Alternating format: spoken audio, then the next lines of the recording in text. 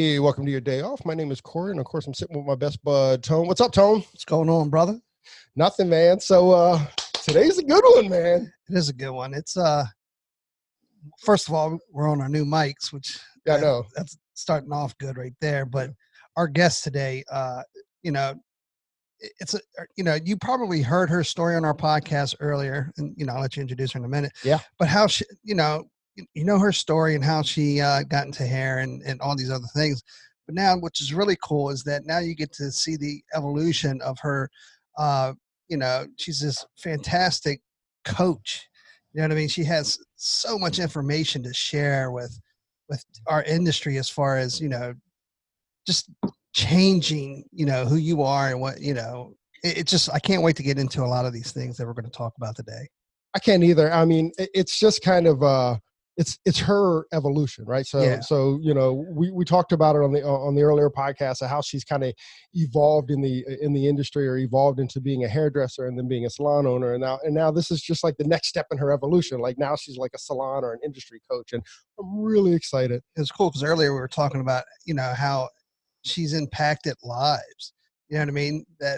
Some of the funny stories that we were talking about a person come up to her and said, "Oh my God, I unfollowed you and I hated you, but at the same time, you made me reflect, and I love you, and thank you for sharing that with me." That's awesome. And changing who I am, and because of the reflection. But anyways, let's get in. Let's get in. Okay, so today we're actually to bring it a little bit more serious. We're gonna have a serious conversation about social media and as it relates to comparison and depression, and again, our guest today is well aware of this. She's going to tell her story and how that's affected her.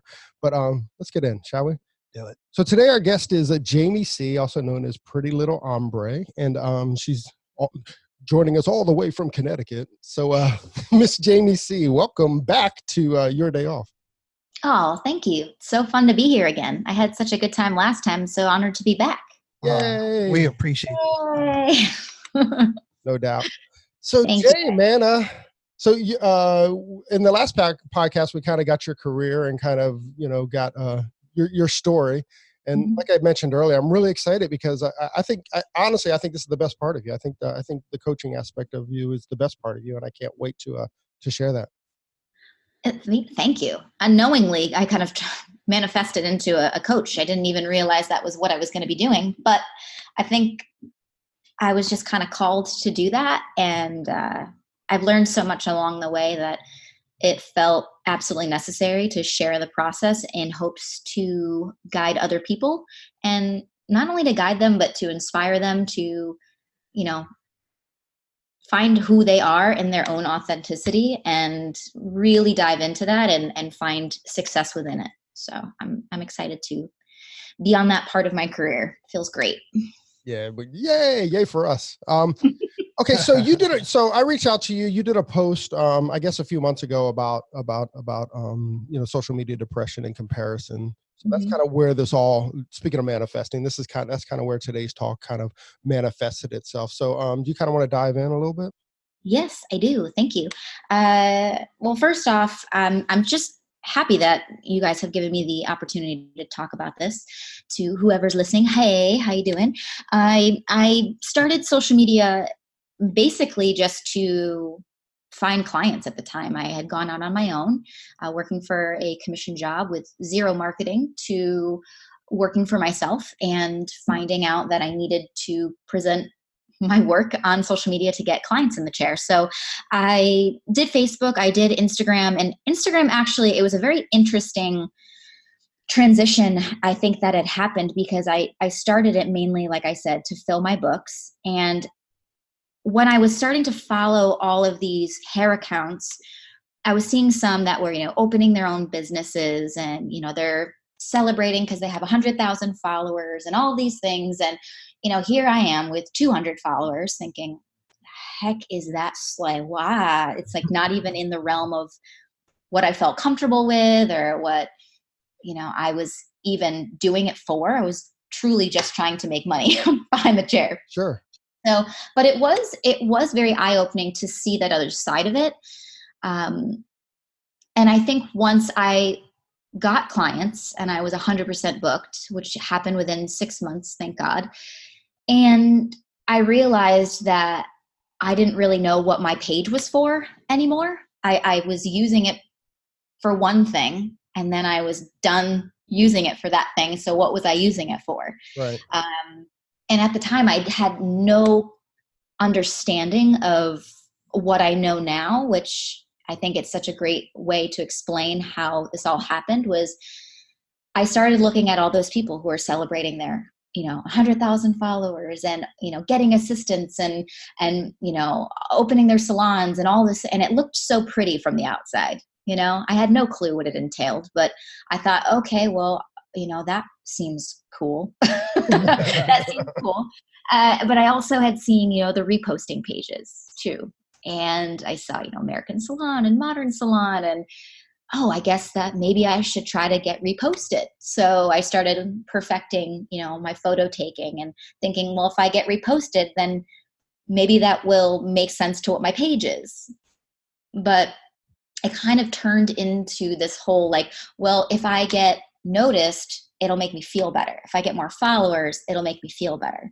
Then maybe I don't really know. I just kept doing it. And then in that whole not knowing what I was using my page for, I was just trying to gain followers and recognition for an unknown purpose. I had no idea why I was doing it. So what that turned into is me constantly checking the follower count,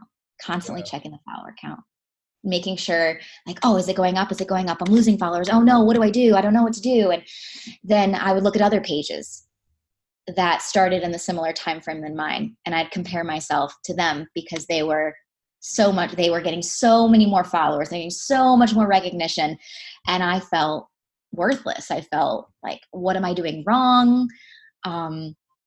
And I realized that all the goodness that had come was incredible, but it was completely drowned out by the self-doubt or the idea of the follower count. And what I realized in that was because I was focusing so much on that, I didn't see the good that was happening. And from there, I realized that I needed to understand, what the hell am I here for?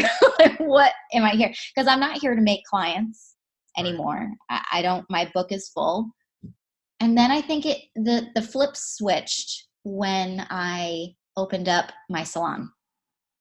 And I realized that the focus of my page was to inspire people through my story, and to make sure people didn't do the same thing I did, and to feel worthless or to compare themselves to other people. Because once you understand what your purpose of your page is, then it all starts to make sense. So can I to jump me in? that, yeah, okay, yeah. A little bit of a question. All right, okay. So it's, as I'm listening to this story, that, we know a lot of young people that are in schools right now, right? Mm-hmm.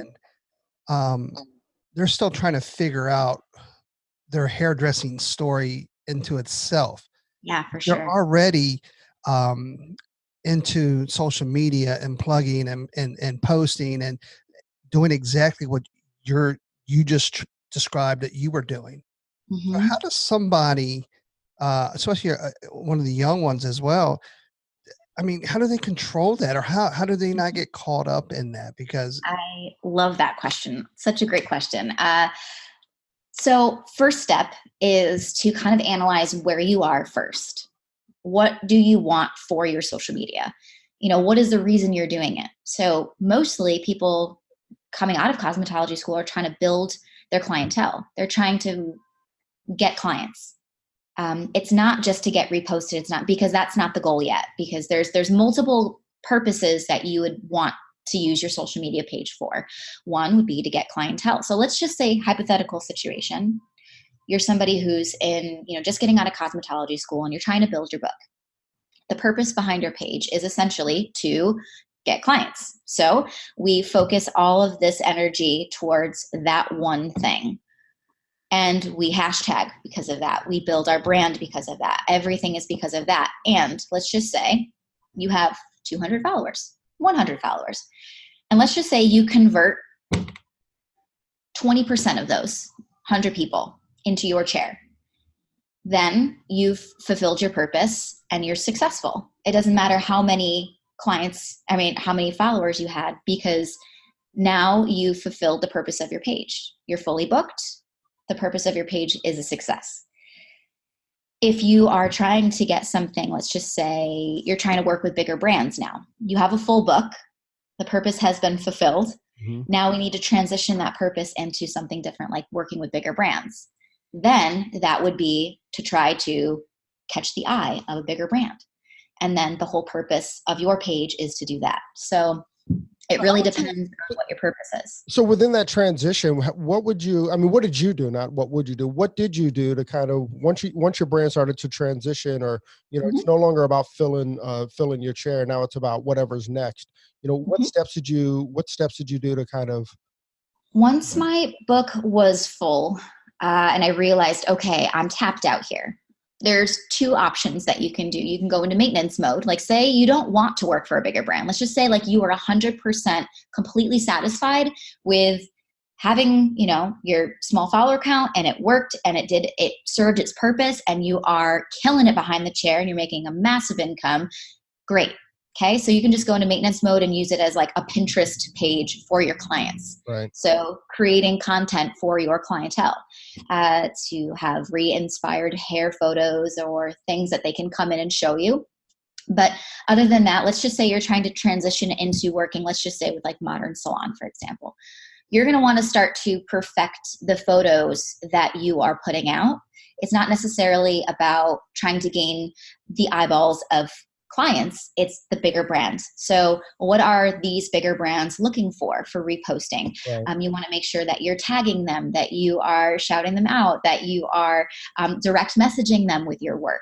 And that's where the shift starts to take right. a different route. So what, again, I think it's worth exploring or worth talking about that. When you start to make this shift though, there probably is going to be like a loss in followers or whatever, because people are following you for a certain reason. So once you shift, within that, once you start shifting your brand, you need to find new and old are going to drop off, but old are going to drop off before newer ones come. Is that fair? I think so. So I think it's important to remember that your follower count is actually they're people. Okay. And you may follow let's just say hypothetical situation, you follow somebody because of a certain reason. Okay. But usually that reason is to convert into something, correct? They're either selling a service or they're giving you inspiration. But if that person no longer serves you, you leave, and that's okay, because you essentially want the follower count, that is going to convert into your purpose, whether it's hairstylists who are coming to maybe eventually find inspiration from your page, or convert into, let's just say, an ebook that you're selling. If you don't connect with these people, then the conversion rates drop, and then the purpose of your page isn't really converting to what you want it to be. So when followers drop, it's okay. It's kind of like an ever evolving. Like, I probably lose 100 followers a day, but I also gain 100 followers a day. Right. So it's people that are moving out that used to follow me for a specific reason, but now new people are following me, which are going to convert to the products that I now offer. Does that make sense? I love that. Yeah, that makes complete sense. It's almost like when you do a price change, right, behind the chair. Right. Mm-hmm. You're going to lose some, but hopefully you're going to lose 10%. Exactly. And then opening the door for 10% more people that value your time and pay the ticket that you are that you're offering. It's kind of the same thing, it's like you've evolved. So actually when you've purposefully done a brand shift and you start losing followers, it's almost a compliment, because it means that you're evolving. It means that you're evolving past where you were. Yeah, and your brand isn't for everybody. And, just like when you're branding and you're creating your target market and the one person that your avatar that you're trying to speak to, it's all about connecting with those people. You want people who are following you that are 100% connecting with you, that are engaging with, the posts that you're putting out or the things that you're creating. You want them to feel connected. Versus the people that are maybe just following you, just because they used to follow you, but they're not connecting or they're not engaging. It doesn't really matter what the follower count is if you're not converting them to anything, or you're not inspiring them, or you're not educating them. And it's usually for, I think oftentimes, I hate saying this, but I have to kind of say it because I went through it, that I was looking for more followers to fill a void. Right. To make me feel better about something. I don't know, but it is always so temporary, and you'll just keep chasing more and more and more if you don't actually find your purpose. Just keep chasing it, and it doesn't.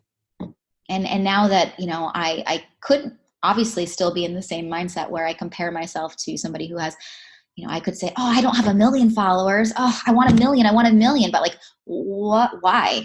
Unless those 1 million are converting into all my classes and online courses and then what's the point? I mean, eventually if you get to 1 million, that's great, as long as they're connecting to the product that you have. Yeah, if you're not careful, because it's almost like you're trying to stroke your ego, or That's exactly what it is. That's exactly. I have one really big piece of advice for anybody. Actually, it doesn't even have to be in the hair industry, but your social media account should make you, the people that you're following should make you feel good. So if you're scrolling through and there's things that make you feel inadequate, don't follow it. It should be, like when you go onto Pinterest knows what you look at and what you enjoy, and it repopulates the page with things that they think you'll like. And it makes you feel good. You're like, oh, I love that. Or, oh yeah, like I'm going to try that recipe. Or I love that outfit. Or I'm definitely going to try that new, infographic on my next, blog post. Or if you're looking through, you're scrolling and you just feel lesser than, there's some work to be done. It should refuel you. It should build excitement. You should follow people that empower you and excite you and make you feel like a better person. I love that. So, I mean, Jamie's almost giving you permission to like unfollow people. If they don't satisfy you, or if they don't fulfill you, then get them out of the way. It kind of reminds me of like, to make it real world. Like, when you have that client and like they're on your book on Friday, and on Monday you start like, oh, Jamie's coming in to see me on Friday. Yeah. That's a great reason to end that relationship, right? You're thinking about it 5 days before, it's making you depressed. Maybe that's the time to move away. So I guess you're kind of saying the same thing, except you can do it instantly. You're like, oh, I'm not feeling fulfilled. See ya. Got to go. I love that. Yeah. It's a pretty good feeling to kind of protect your space and fill it with the things that give you joy versus the things that question your worth. So I encourage you all to kind of do a detox. I love of that. Things that don't feel good in your soul. Just remove it. Protect your space. And that goes for people in your life that aren't even on digitally. People in your life that don't make you feel good or don't support, your wild dreams or ambitions, or people that, question the wild things that you want to do in your life. Just exit it. Damn it, Jamie, you just ended the podcast. Tony and I are going to break up now. Thanks a lot, man. Exit it. Hey, Jane, tell before we got on, Tony teased it a little bit. Tell the story about the young woman that decided to unfollow Jamie because apparently you weren't fulfilling her. Yeah, that was a really hard conversation I had. I was at an event, and she's a sweetheart, and I don't want her to ever, feel that wasn't valid in having these feelings, because they were hers and that was her truth and what it was at the time. But she came up to me and she gave me a big hug, and she was really excited to meet me. And she kind of told me a little bit about when she was doing her work behind the chair. She lived in a small town. She didn't have a lot of support. She didn't have a lot of family support, friend support. She felt very lonely. And here I was posting all these things like, live your best life and don't be afraid and it's okay, you can do this. it made her look inward. And she said, at the time where I was in my life, it made me feel inadequate. So I decided to unfollow you. And I realized that the words you were speaking were actually, you're just putting a mirror up. Like, I had to look at myself and do the work.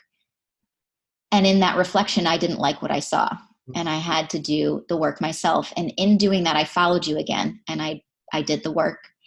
And I wanted to give up so badly. But every day you kept posting all of these things about your story and your vulnerability. And it inspired me to keep going and find support within my industry and community. And if I couldn't find support, within my family or loved ones, then I would find them in my community in hair. And you are the reason that I didn't give up hair. And I kind of just stood there. The story still makes me want to cry.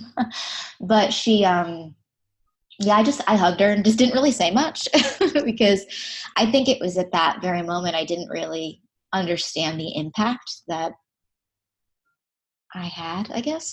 I'm happy that she didn't give up, but it's pretty powerful. Like I was telling you guys before, you don't really know the impact that you have on people until they tell it to you right to your face. They can write out to you and tell you that in words, but it means a lot more when they're telling you face to face, It's pretty incredible. And I don't know about you, Jamie, but I never know what to do with that, right? Like when you hear a story like that about, let me back up a little bit to your point. Like you never know the impact that you're having, we're sitting in a bedroom in my house, doing this podcast. So you never kind of see past those own walls. And then, when Tony and I do live events, people come up and just say how much they enjoy the podcast and stuff. And I don't know about you, but I kind of never know what to do with those feelings. They're there. You feel really proud and you feel really good about it because you're making some kind of impact, but actually to what to do with them. Like you said, you just stood there silent and just gave her a hug. Like that's kind of the response. Like, I don't know what else to do because it's a weird, uncomfortable feeling for us. It's right. I think you should give yourself permission to feel really proud of yourself. Because you don't have to be doing this. No, you choose to do this, and in that choice, you're inspiring other people, and it's a pretty amazing outlet. And it's also, we just need to collectively be proud of ourselves. And in doing that, you're giving permission for other people to do that, because we've kind of been taught to play small. And then the moment that we say, no, we got shit to share. We got things to do. We got people to inspire. We want to make this place, for our industry at least, I want to make it better. When I'm not here anymore, I want to know that I made an impact, that I helped people, and I want to be okay with that. I think it's okay to be okay with it. Yeah, so that's why we love you so much. Because we want to do the same. And, I love this topic, stop comparing yourself to others, focus on what's right for you, what's making a strong impact for your life or making you happy. Because if you continue to compare yourself, it will lead into a depression, or or a kind of just this heaviness on your spirit. So I'm with you 100%. Let's just lift people up and make it better and remove all the negativity, like we talk about all the time. Hashtag unfollow negativity. Yeah, unfollow negativity, and just surround yourself with positive people, things that's going to lift you up, and stop comparing yourself. I mean, once again, I think that not to get too long on this, Jamie, but I think that this is the best time ever to be a hairstylist. This is the best 100% agree. ever to be a hairdresser. For the first time, Tony and I've been in the industry for, I'm scared to say it, but like just around 30 years, but it's never been better. Like the stylist has never had control over their own narrative like they do now. There's no way that hairstylists have been able to connect the way that they are now. Before everything was the narrative was controlled through the brands. Well, that's shifted. And as far as, are you saying that if I connect to negativity, it's my fault, right? It's like, I have a choice. I have the option to choose. Everything's a choice. Right. Yeah, exactly. I mean, So if you don't like where you are, then change it. Then change it. I mean, You know what my dad said? It's the best. I love this piece of advice. My dad gave me 2 really, really good pieces of advice in my entire life. He said, I bet he gave you more than 2. Well, these are the 2 that I think resonated the most. But yes, Yeah. My father is a pretty wise man. You only go around once, so you might as well love what you do. Mm-hmm.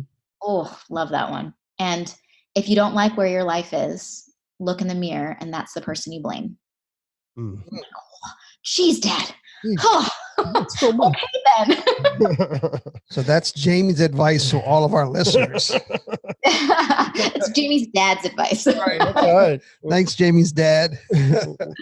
Yeah, he's pretty cool. What's his name? John. John. Thanks, John. John C. John C. John Vick, you actually. French girl. Awesome. That I mean, that's great advice. You know, I love the mirror one. Any other little things that you need to put in on this topic?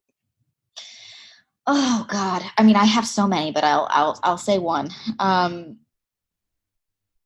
Be patient with your process, because it's very easy to look at someone at a different part in their journey and compare it to where you are now, but everyone's at a different part in their journey. And it doesn't mean that yours isn't as great or as wonderful.